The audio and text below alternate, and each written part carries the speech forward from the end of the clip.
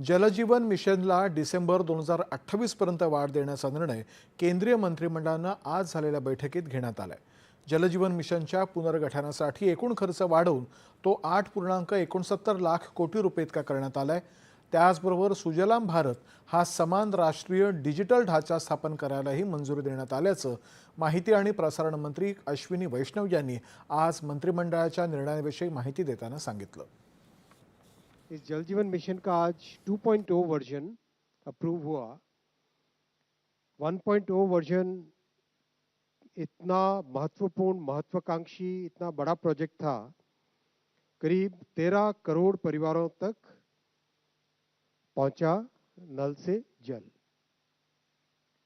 अब इन सारे प्रोजेक्ट्स की operation end maintenance, water source, society को जितनी डिफरेंट जो कमिटीज बनी है, विलेज की कमेटी, ग्राम सभा की कमेटी, पंचायत की कमेटी, इन सबको इन्वॉल्व करना।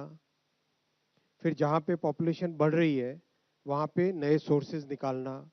एक तरीके से अब इसको सस्टेनेबल बनाने का टाइम आया। शुरू में टेक ऑफ करना, कवरेज लाना, अब है इसको सस्टेनेबल बनाना। इस तरह से सोच के इस प्रोजेक्ट को बनाया गया है जल जीवन 2.0।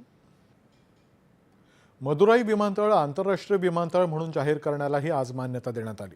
उत्तर प्रदेश आणि हरियाणामध्ये दिल्ली मुंबई एक्सप्रेसवेच्या दिल्ली फरीदाबाद बल्लभगड सोहना विभागापासून जेवर आंतरराष्ट्रीय विमानतळ जोडण्यासाठीच्या ग्रीनफील्ड कनेक्टिव्हिटी प्रकल्पाला मंत्रिमंडळाच्या आर्थिक व्यवहार विषयक समितीनं मंजुरी दिली आहे। या प्रकल्पासाठी 3,630 कोटी 77 लाख रुपये मंजूर करण्यात आले आहेत। राष्ट्रीय महामार्ग 752Dच्या बदनबार पेटलावात टिमरवानी विभागाच्या चौपदरीकरणाला आज मंजुरी देण्यात आली। तसंच रेल्वे मंत्रालयाच्या 2 प्रकल्पांनाही आज केंद्रीय मंत्रिमंडळानं मंजुरी दिली।